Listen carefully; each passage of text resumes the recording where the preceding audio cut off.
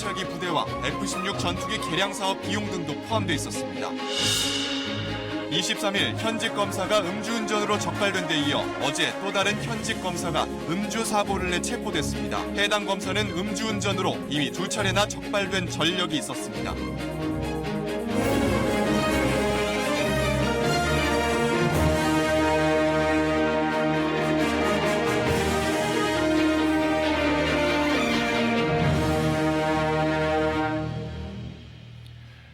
아홉시 뉴스 시작하겠습니다. 최근 일본의 행보가 거침없습니다. 우리 군과의 초계기 갈등을 아랑곳하지 않는 반면 지난해 말부터 중국, 러시아 등에는 우호적 행보를 보이고 있습니다. 오늘 일본 아베 총리의 국회 시정연설에서도 이 기조는 고스란히 드러났습니다. 북한과 중국, 러시아에 대해서는 정상화, 신뢰 같은 단어를 쓰면서도 유독 한일 간 현안은 언급도 하지 않았습니다. 먼저 도쿄에서 이승철 특파원의 보도입니다. 아베 총리의 시정연설은 주로 경제와 사회보장 문제 등에 집중됐습니다. 외교 관계는 50여 분의 연설 가운데 말미 10분 정도만 할애했습니다.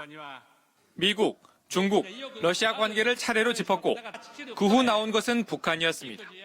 私自身が金正恩委員長と直接向き合い、あらゆるチャンスを逃すことなく果断に行動いたします。 국교 정상화를 하겠다고도 했습니다. 지난해 압박만을 강조하다 북한을 둘러싼 국제 외교에서 소외된 이른바 재팬 패싱을 의식한 듯 북한의 적극 구애를 펼쳤습니다. 반면 한국에 대한 언급은 긍정도 부정도 없었습니다. 북한 문제 해결을 위해 미국과 한국을 비롯한 국제사회와도 긴밀히 연대하겠다가 전부였습니다. 미국과 동맹, 중국과 정상화, 러시아와의 신뢰를 외치며 동북아시아의 안정을 말했지만 한국은 비켜갔습니다. 자위대 위협 비행 논란 와중임에도 한일 현안을 전혀 언급하지 않았던 지난 4일 신년 기자회견과 반박입니다. 아베 총리, 지난해 시정연설에서는 한국에 대해 미래지향적인 새로운 시대의 협력 관계를 말했었습니다. 대신 고노 외무상이 나서 북핵 폐기 때까지 국제사회의 단결을 강조하고 징용 문제가 해결됐음을 주장하는 등 남북한을 동시에 압박했습니다. 日韓請求権経済協力協定、慰安婦問題に関する日韓合意など国際的な約束事をしっかりと守ることを強く求めていきます。 또 6년 연속 독도가 일본 땅이라는 망언을 되풀이했습니다. 결국 한일 관계가 어그러지지 않기를 바라는 미국의 눈치를 볼 수밖에 없는 상황에서 아베 총리가 한일 두 나라 간 현안을 의도적으로 비켜가며 외무상을 내세웠다는 분석이 나옵니다. 도쿄에서 KBS 뉴스 이승철입니다. 네, 이 같은 일본의 최근 행보의 목적은 무엇인가? 우리를 무시하고 주변국과의 관계를 새로 짜는 새로운 아시아 전략의 일환인가? 우리 정부는 어떻게 할 것인가? 질문이 뒤따르고 있습니다. 외교부 연결하겠습니다. 한승현 기자, 먼저 이 아베 총리의 오늘 연설 보면 대외 전략을 밝히면서 우리만 쏙 뺐습니다. 의도적이라고 볼 수밖에 없죠? 네, 일단 그렇게 보입니다. 중국과 북한에 대한 언급을 보면 한반도와 동북아 전략 전반을 언급한 것으로 보이는데 여기에 한국이 쏙 빠진 셈입니다. 의도적인 한국 무시, 일본판 코리아 패싱 전략으로 보입니다. 코리아 패싱, 우리만 이렇게 쏙 빼고 북한과 중국 언급에 주력했는데 먼저 북한에 대해서 이렇게 적극적인 관계 개선 의지를 피력했는데 북한에 대한 태도가 갑자기 바뀐 이유가 뭘까요? 네, 지난해 남북 정상회담과 북미 정상회담 이후 비핵화와 한반도 평화체제 논의에 있어서 남북미 중 구도가 형성돼서 이른바 재팬 패싱 얘기도 나오지 않았습니까? 이 한반도의 상황이 급변하는 과정에서 일본이 소외돼선 안 된다는 인식에 따라 적극적인 관여 전략으로 선회한 것으로 보입니다. 예, 북한은 그렇고 중국에 대한 언급도 좀 특이합니다. 그동안 중국을 견제하는 입장을 견지해 왔는데 입장이 바뀐 건가요? 군사적으로 미일 동맹을 유지하면서 해군력을 지속적으로 강화해 나가되 경제에서는 중국과 적극 협력해 나가겠다는 이른바 투트랙 전략으로 보입니다.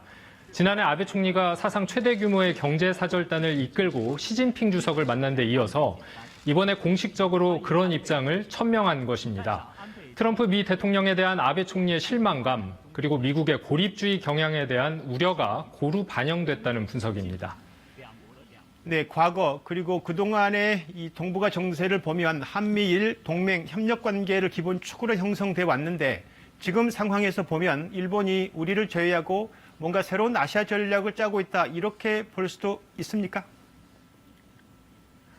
네, 지금 예단할 수는 없지만 그런 분석도 가능해 보입니다. 미일 동맹이 약화될 경우를 대비해서 일본이 독자적인 해양 세력으로서의 위상과 역할 강화에 초점을 맞추고 대외 전략을 다시 짜고 있다는 분석이 나오는 이유입니다. 여기에 아베 총리의 수건 사업으로 알려진 헌법 개정, 즉 자위대의 명실상부한 정식 군대화 목표에 한 발 더 다가가기 위한 사전 포석의 성격도 있어 보입니다. 네, 일본의 전략이 이렇게 바뀌면 우리에게도 미치는 영향이 좀 클 텐데 정부는 어떤 입장인가요? 네, 정부는 오늘 아베 총리 연설에 대해선 논평을 내놓지는 않았습니다. 오늘 이와 별도로 고노 일본 외무상이 독도 영유권을 또 주장했는데 외교부는 대변인 명의의 성명을 통해서 이를 강력히 비난했습니다. 한일 관계가 악화일로라는 정부의 상황 인식에는 이견이 없어 보입니다.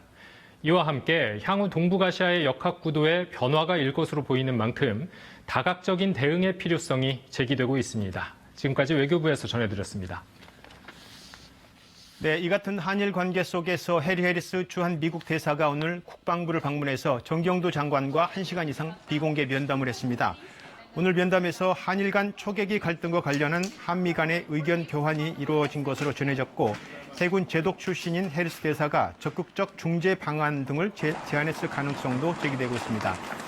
해리스 대사는 이어서 강경화 외교부 장관을 만나 방위비 분담금 협상 등 현안에 대해서도 의견을 나눴습니다. 네, 우리의 동쪽 일본 상황은 아까 전해드린 대로 우리의 서쪽 중국은 연초부터 북한에 더 가까이 다가가고 있습니다. 시진핑 국가주석이 어제 베이징에서 북한 예술단 공연을 관람했습니다. 대단히 이례적입니다. 북미 정상회담을 앞둔 전략적 행보로 보입니다. 베이징에서 안양방 특파원입니다.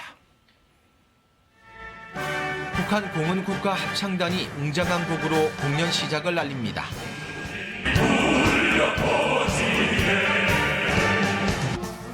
가야금 연주곡 아리랑으로 분위기를 돋우고 장강의 노래 등 중국 노래 10여 곡도 선보였습니다.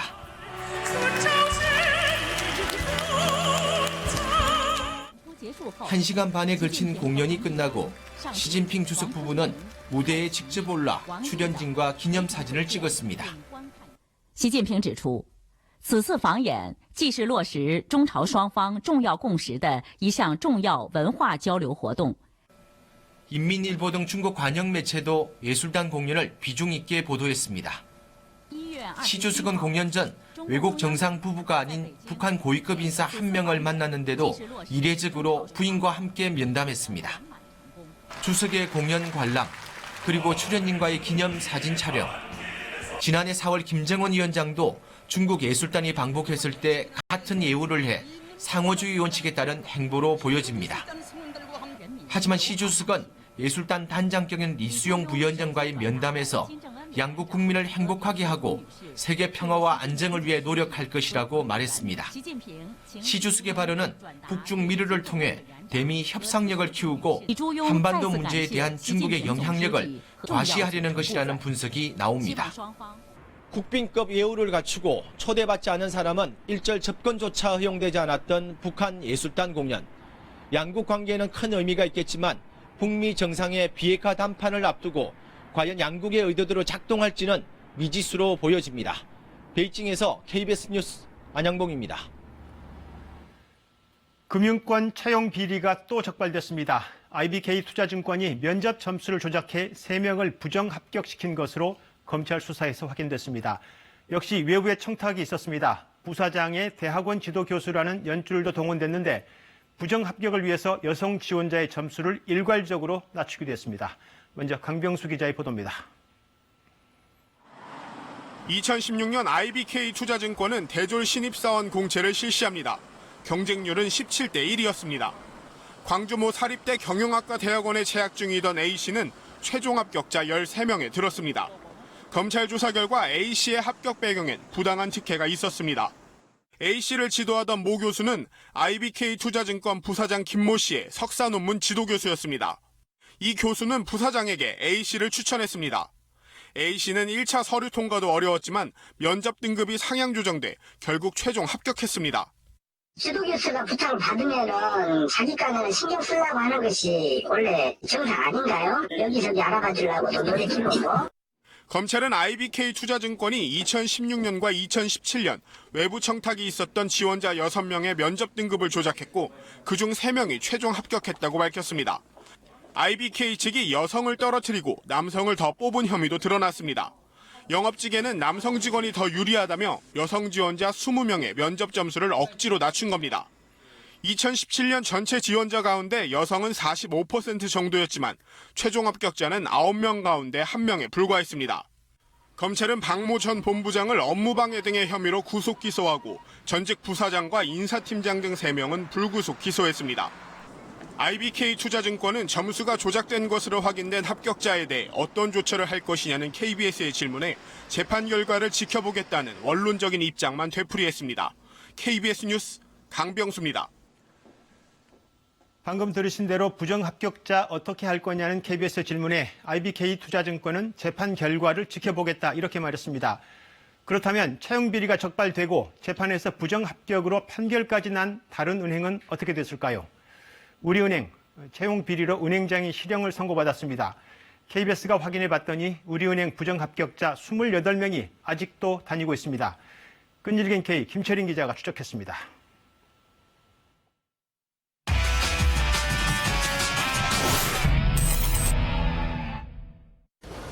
인사권은 은행장 재량이지만 무한정 확대할 수 없다.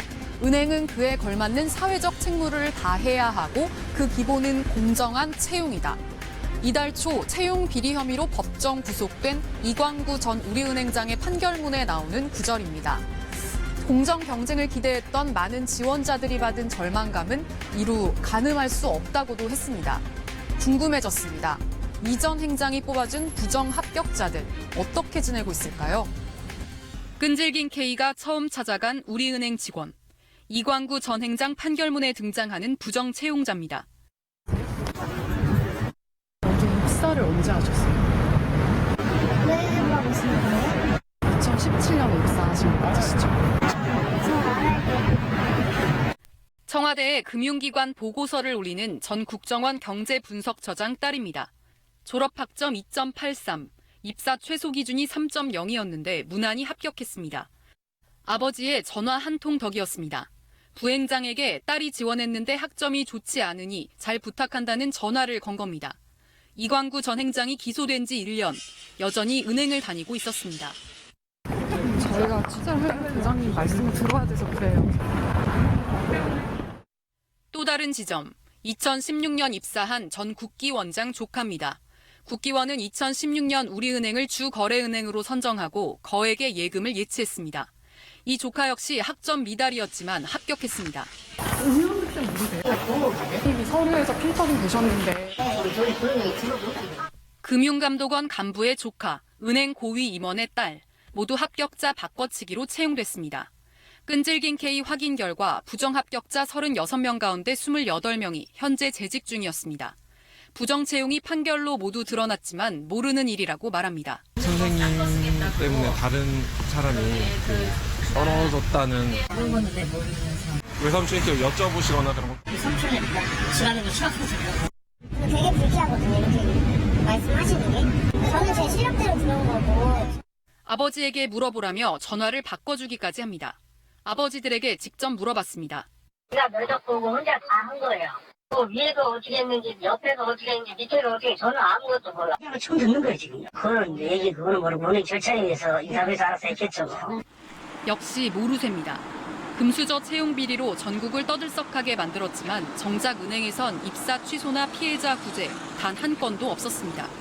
불합격된 사람들에 대한 정보를 다 파기했고 말씀하셨듯이 누구를 특정해서 그렇게 이걸 구제를 할 수가 없습니다. 우리은행은 부정 입사자 명단은 최근 뒤늦게 파악했지만 현재로선 법적 근거가 없어 입사 취소할 계획이 없다고 밝혀왔습니다. 부당한 청탁 등이 확인되면 기업이 채용을 취소할 수 있도록 한 채용절차법 개정안은 지난해 국회 환노위에서 단 한 차례 논의됐습니다. 끈질긴 K 김채리입니다. 한 가지 논쟁으로 떠오른 사업이 있습니다. 예비 타당성 조사 면제 사업입니다. 예산이 많이 들어가는 정부의 사업, 예를 들면 철도나 도로 건설이 꼭 필요한지 따져보는 예비 타당성 조사를 면제해주는 사업입니다. 면제해주는 이유는 조금 빨리 적극적으로 사업을 진행해서 일자리를 만들고 지역 발전을 도모하겠다는 겁니다. 그러나 반대로 그러다가 예산 낭비하는 거 아니냐 하는 비판이 제기되고 있습니다. 내일 발표합니다. 임세영 기자입니다. 아직 허허벌판인 새만금에 9,700억 원을 들여 공항을 짓겠다고 전라북도는 이 사업의 예비 타당성 조사 면제를 신청했습니다. 사업의 경제성을 따지는 조사를 생략해달라고 지자체가 신청한 수건 사업은 전국적으로 33개, 사업비는 모두 61조 원이 넘습니다. 정부는 이 중에서 30조 원 정도 규모로 예비 타당성 조사 면제 대상 사업을 확정해 내일 발표합니다. 국가 균형 발전을 앞당기고 무엇보다 일자리 창출 효과가 클 것으로 정부는 기대하고 있습니다. 오래 걸리고 또 선정이 돼서 검토하는 과정에서도 낙후 지역은 오히려 경제성 평가에서 불이익이 있기 때문에 지역 균형 발전 차원에서 검토를 하게 됐다. 이렇게. 하지만 경제성이 없어 이미 제동이 걸렸던 사업들이 많아 세금 낭비에 선심성 정책이라는 지적도 만만치 않습니다. 현 정부는 경기 부양을 위한 사회 간접 자본 투자는 하지 않겠다고 공언해왔지만 경기 둔화 국면에서 급하게 꺼내든 카드 성격이 사실 짙습니다. 지난해 GDP에서 건설 투자 부문은 4%가 감소했습니다. 경제성, 사회적인 어떤 영향 이런 것들을 종합적으로 평가하는 과정인데 그것을 면제한다는 것은 정치적인 이유에 의해서 과도하게 정부 예산을 쓰게 되는 문제를 야기할 수 있습니다. 이번 예타 면제 사업은 지역 균형 발전에 초점을 맞추고 있어 일단 수도권은 제외하고 나머지 광역단체별로 한 건씩 선정될 것으로 보입니다. KBS 뉴스 임세영입니다. 손혜원 의원이 문체부와 문화재청에 추천한 인사 여럿이 공직에 임명된 것으로 드러났습니다. 국회의원이 피감기관에 사람을 추천하고 임명돼 여러 뒷말이 나오자 문화재청이 자유한국당도 추천해 선정됐다고 밝혔습니다. 장혁진 기자입니다. 문화체육관광부 산하 한국공예 디자인 문화진흥원. 지난해 초 사무처장에 손혜원 의원이 추천한 조모 씨가 임명됐습니다.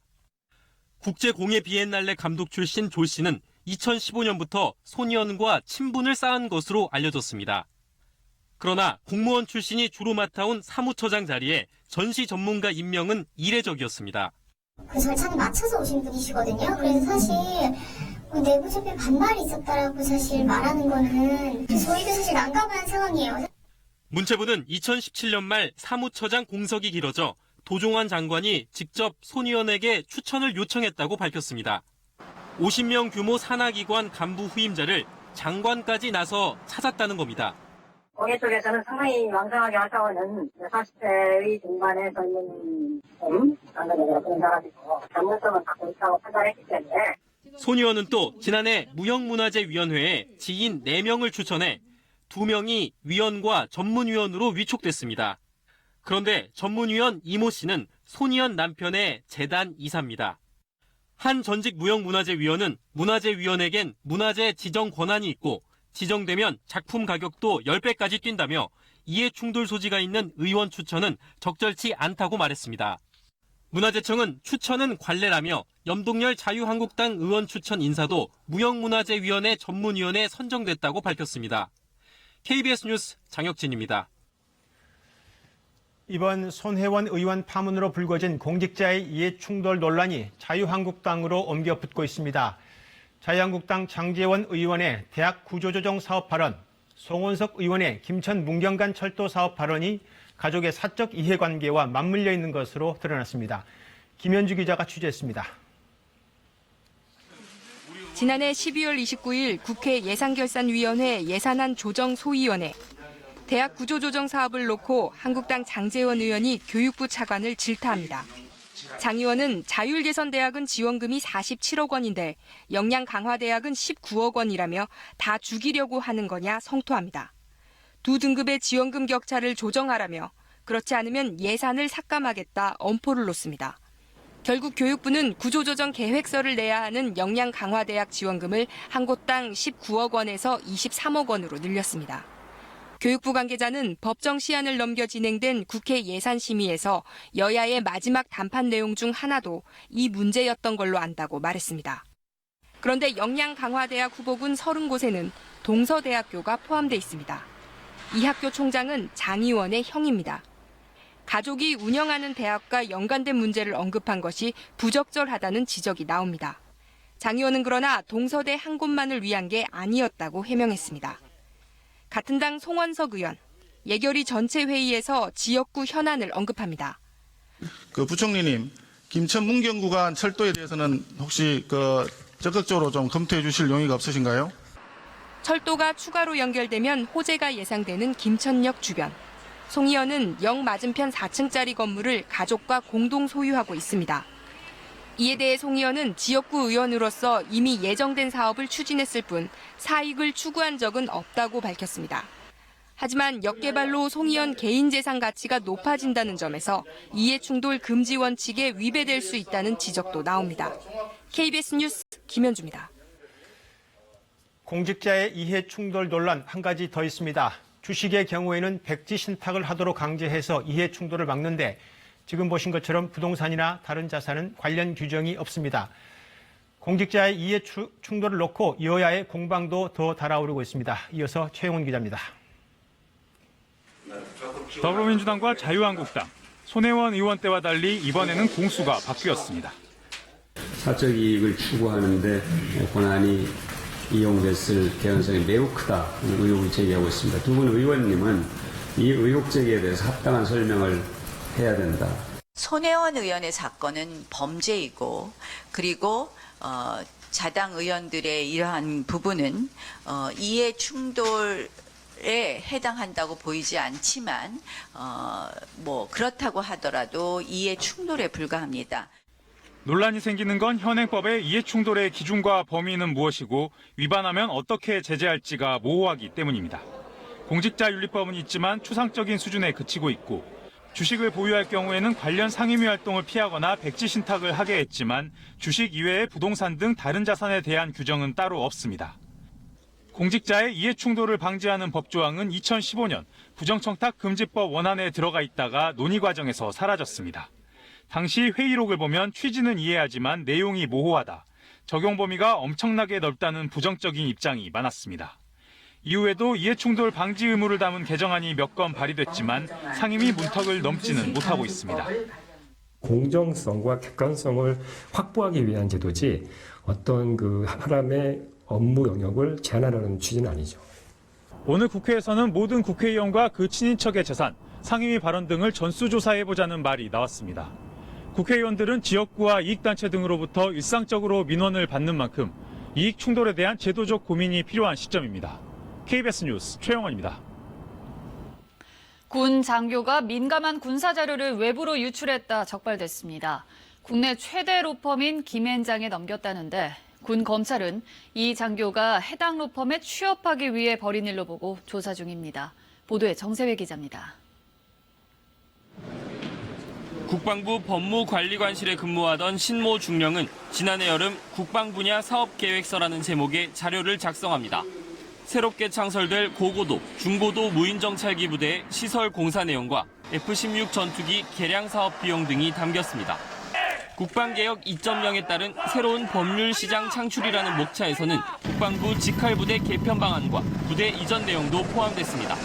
모두 군사상 기밀을 유지해야 하는 자료로 외부에 유출해서는 안 된다는 게 군 검찰의 설명입니다.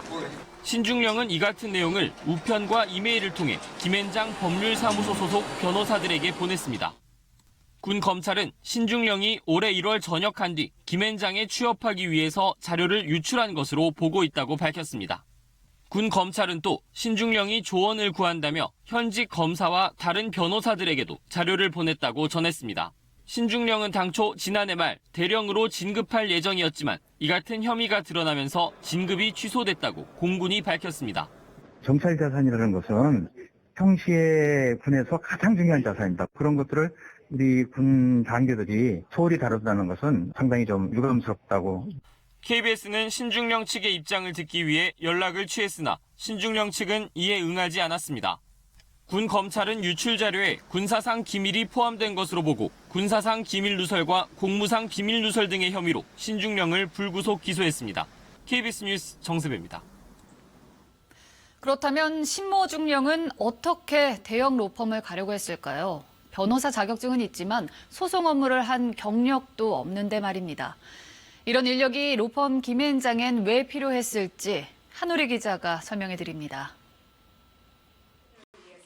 2015년 한국과 일본으로 가며 이른바 현인회의를 주도하며 사법농단 사건에 깊이 개입했던 유명한 전 외교부 장관. 당시 김앤장 고문이었습니다. 제가 김앤장의 고문이라는 것 때문에 아마 그런 문제가 야기됐을 수도 있는데 2016년엔 윤병세 외교부 장관을 만나 강제징용 재판 전략을 논의했는데 윤 전 장관도 김앤장 고문 출신입니다. 외교 분야만이 아닙니다.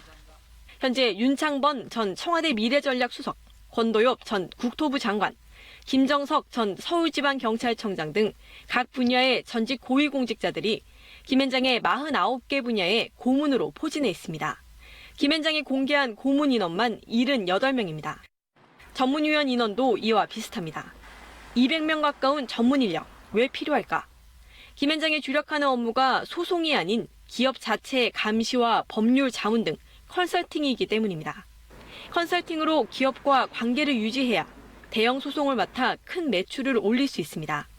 신중령이 김앤장에 취업하려고 하면서 군사 기밀을 보는 이유도 자문 역할을 할 수 있다는 점을 내세우려 한 것으로 보입니다.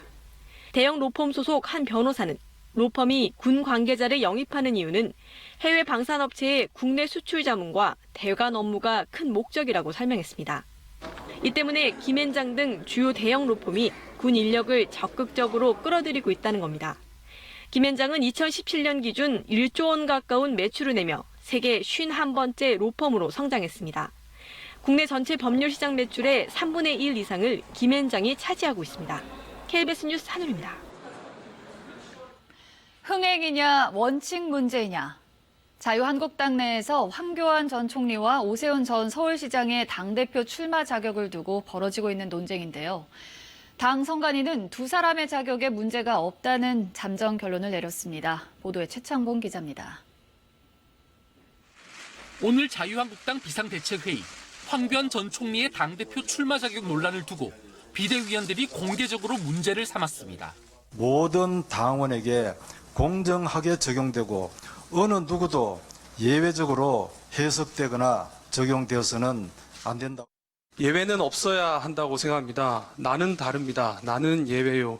그것이 특권이 아니고 무엇입니까? 이런 얘기들은 비공개 때 토의를 좀 하고 나서 입당 뒤 석 달 당비를 내야 책임 당원이 된다는 규정이 논란이 된 건데 의원총회에선 당내 친박계가 비대위를 성토했습니다.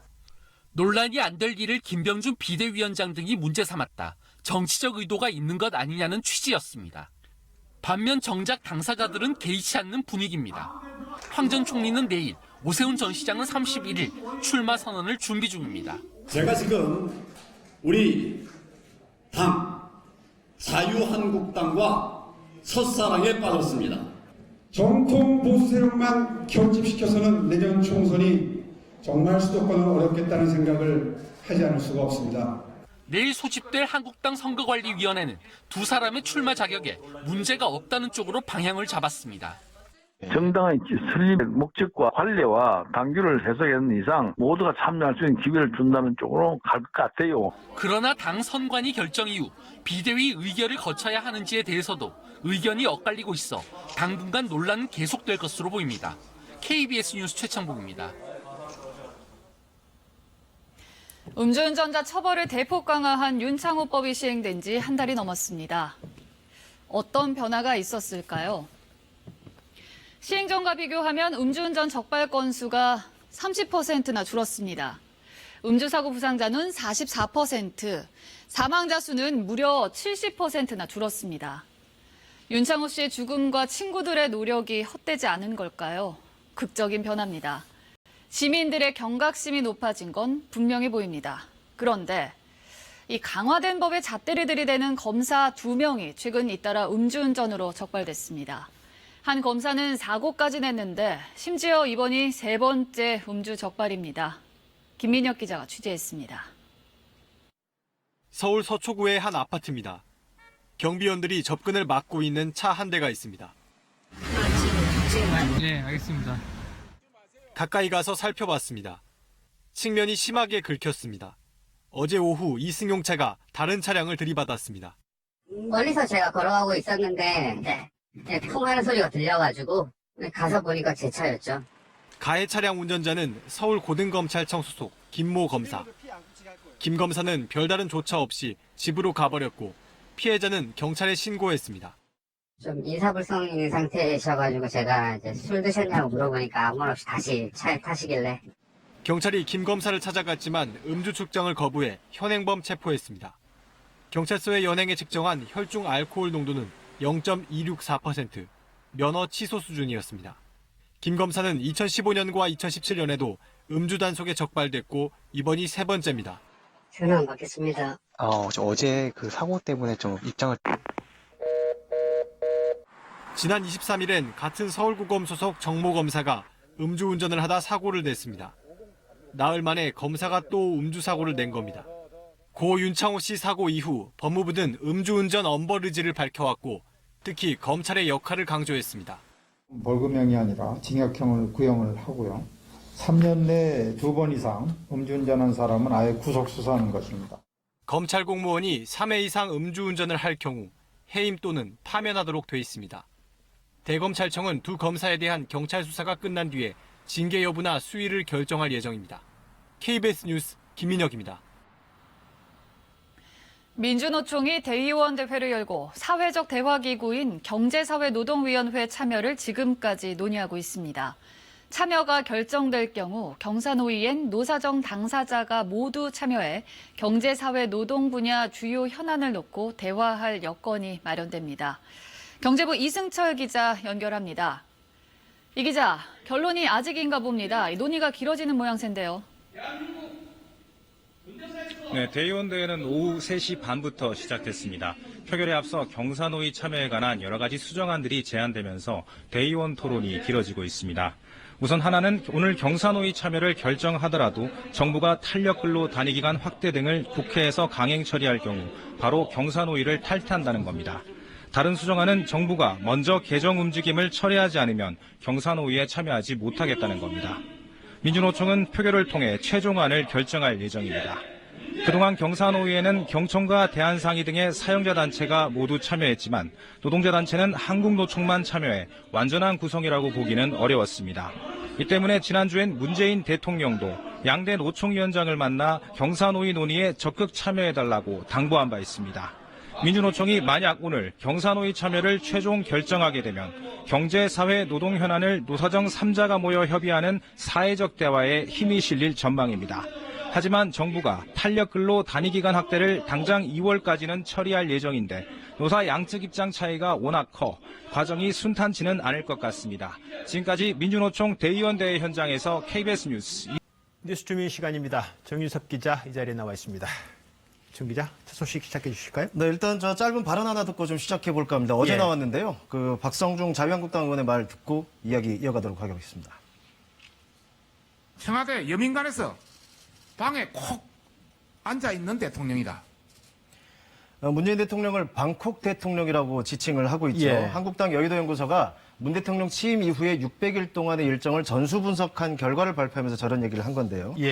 그 한국당 자료를 좀 자세히 보면 대통령 전체 일정을 분석해 보니까 약 75%가 청와대 내부에서 이뤄졌었다. 특히 여민관에서 1,100여 건으로 가장 많이 대통령 일정이 있었다. 그러면서 관저에서도 100건이 넘었다. 이런 표현을 했거든요. 저 관저는 박근혜 전 대통령이 생각나는 단어죠? 그렇습니다. 그러니까 박 전 대통령이 관저에만 있었다고 비난하지 않았느냐. 문재인 대통령도 비슷하지 않냐. 이런 얘기를 좀 하고 싶었던 것 같고요. 어쨌든 청와대가 팩트체크라는 용어까지 써가면서 적극 반박에 나섰는데 여민관은 기본적으로 대통령의 공식 집무실이다. 대통령이 집무실에서 업무를 보지 않으면 어디서 보란 얘기냐. 뭐 이렇게 반박을 했었고요. 이어서 김의겸 청와대 대변인이 아예 사실 왜곡과 자의적 해석이다. 공당의 연구소가 가짜뉴스의 생산지다 이렇게 비난을 하고 예. 있었습니다. 그렇긴 해도 자유한국당에서 이렇게 말한 뭐 분석의 근거는 있지 않겠습니까? 일단 지금 화면 보시면요. 이게 지금 청와대가 공개하고 있는 홈페이지에 공개하고 있는 대통령 일정인데요. 예. 좀 자세히 보면은 실제로 여민관에서 이뤄지고 있는 일정이 많고요. 또 그 참석자 명단이 비워져 있는 경우도 많습니다. 그래서 이게 단순한 참고용이냐 아니면 공식적인 데이터로 볼 수 있느냐 이런 문제로도 연결되거든요. 예. 바로 이어서 저희가 두 번째 준비한 소식도 청와대 관련 소식입니다. 이번에 제목을 뽑아봤는데요. 바로 보시죠. 그러면 헬조선 말고 해피조선이라고 제목을 좀 만들어봤습니다. 예. 오늘 김현철 청와대 경제보좌관의 발언이 계속 일파만파 확산되고 있죠. 예. 경제보좌관요. 예. 그렇습니다. 젊은이들은 여기 그러니까 한국에 취직이 안 된다고 헬조선이라고 하지 말고 신남방국가 즉 아세안으로 진출을 해봐라. 그러면 여기서는 해피조선이다 이렇게 말을 했는데 예. 그러니까 젊은이들 불평만 하지 말고 아세안으로 나가봐라 뭐 이런 얘기겠죠. 어디 나가봐라 이런 말 많이 들어본 말입니다. 역시 박근혜 전 대통령이 2015년인가요? 청년들이 나라가 텅텅 빌 정도로 중동에 나가봐라라는 얘기를 했었는데 역시 그때하고 비슷한 비판이 계속 이어지고 있습니다.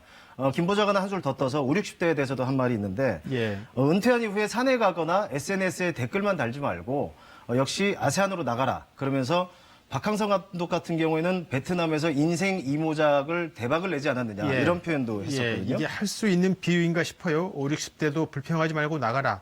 청와대 경제비서관이 할 수 있는 말인가 싶기도 그렇습니다. 하고. 예. 바로 그 부분이 문제라는 겁니다. 무책임한 주자자. 뭐 마리 앙투아네트의 말도 빌려서 빵이 없으면 고기를 먹으면 된다는 얘기나 이런 얘기도 나왔었고요. 이런 비판이 이어지니까 김 보좌관은 50, 60대를 무시한 게 아니다. 그리고 젊은이들이 자랑스럽게 여기자는 것이었다라는 해명을 내놨다가 예. 결국에는 잘못된 표현으로 심려를 끼쳤다. 이런 식으로 결국 사과문을 내기도 했습니다. 예. 자리에 따라서 할 수 있는 말, 할 수 없는 말 좀 가려야 되겠죠? 네. 그렇습니다. 뉴스주민 정윤섭 기자였습니다.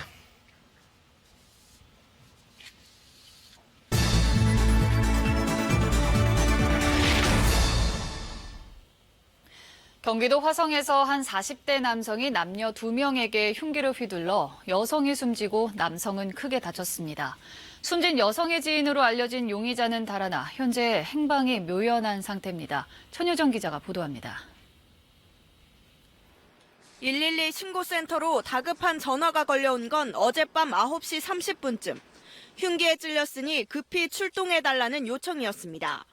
전화를 건 남성은 40살 장모 씨로 자신과 함께 있던 38살 여성 권모 씨도 흉기에 찔렸다고 신고했습니다.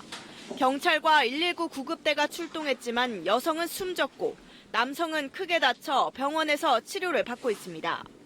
숨진 여성의 지인으로 알려진 용의자 42살 광모 씨는 SUV 차량을 타고 도주했습니다. 여기다가 버려놓고 요 발판 있잖아요. 그 옆에다 버려놨어요. 박수사기가 났다고 하고.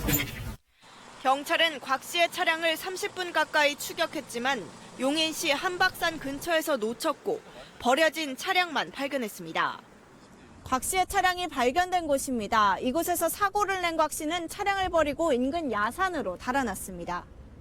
경찰은 헬기 등을 투입해 수색 작업에 나섰지만 주변에 CCTV나 차량 블랙박스가 많지 않아 어려움을 겪고 있습니다. 한박산이라고 명지대학교 가는 데 쪽하고 그 영대 뒤쪽이거든요. 한 360명 정도 수색하고 있습니다. 경찰은 달아난 곽 씨의 행방을 쫓는 가운데 곽 씨와 피해자들의 관계 등을 조사하고 있습니다. KBS 뉴스 천효정입니다. 남북 유해 발굴 사업에 대해 지난주 유엔 안보리가 제재 면제를 결정하면서 지뢰 제거 장비 등의 북한 반출이 이뤄지게 될 것으로 보입니다.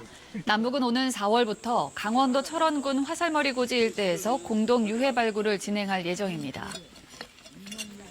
통계청 조사 결과 지난해 우리나라 국민 한 사람의 하루 평균 쌀 소비량이 하루 한 공기 반 수준인 167.3g으로 1년 전보다 1.2% 줄어든 것으로 나타났습니다.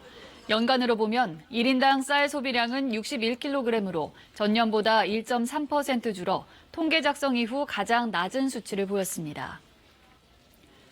오늘 오전 10시 40분쯤 경기도 용인시 수지구 꽃매교차로 인근에서 레미콘 차량이 신호 대기 중이던 차량 2대를 잇따라 들이받고 뒤따르던 차량들이 속도를 못 줄이면서 차량 29대가 연쇄 추돌했습니다.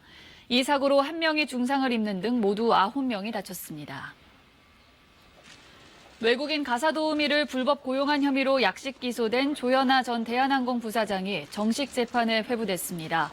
법원은 지난 25일 위계 공무집행 방해 혐의로 벌금 1,500만 원의 약식 기소된 조 전 부사장 사건을 약식 절차로 진행하는 것이 부적절하다고 판단해 정식 재판에 회부했다고 밝혔습니다.